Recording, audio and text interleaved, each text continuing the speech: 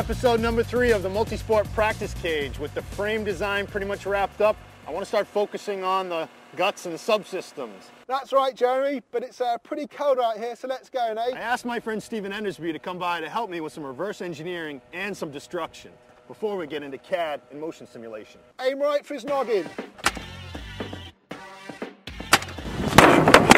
Jeremy, I am your father.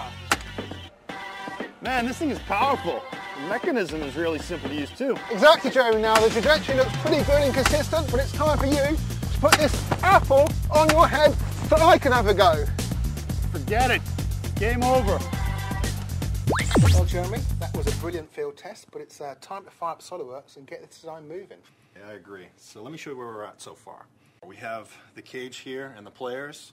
The launchers, I'm thinking, are going to be housed within the multi-goal area on each end. Very nice, but as we discovered, I think you're going to need 2 launchers, one in the upper level for your American football, and one at the lower level for the real football and street hockey.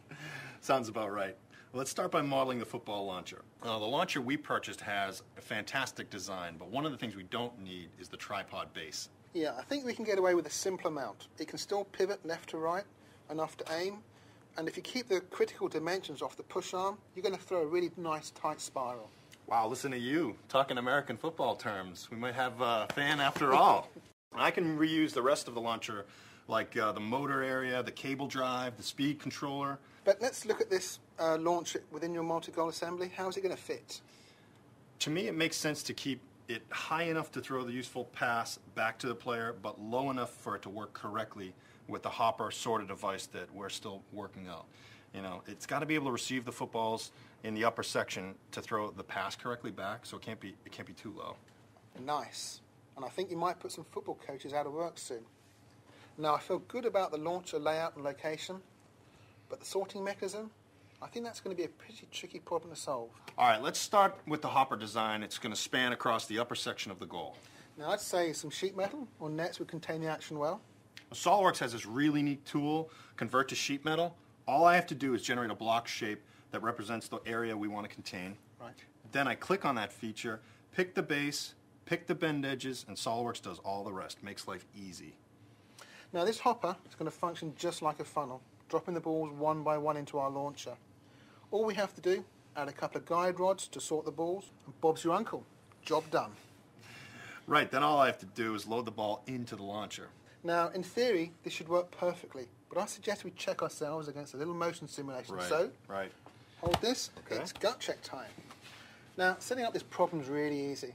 All we have to do is turn on gravity, set the contact, and then hit run. Look at that. It's a thing of beauty. It is. I like how the loading device works. That is simple, it's efficient. I mean, sure, the overall design still needs a few items that we could adjust, but... That's just packaging work. I say you're bloody close here. I'll see you later. All right, last item for today is the vote. You remember Robinson and I had differing views on a scoring system. Well, the CAD community has spoken, and we're going to go with my choice, the 1 point per goal system.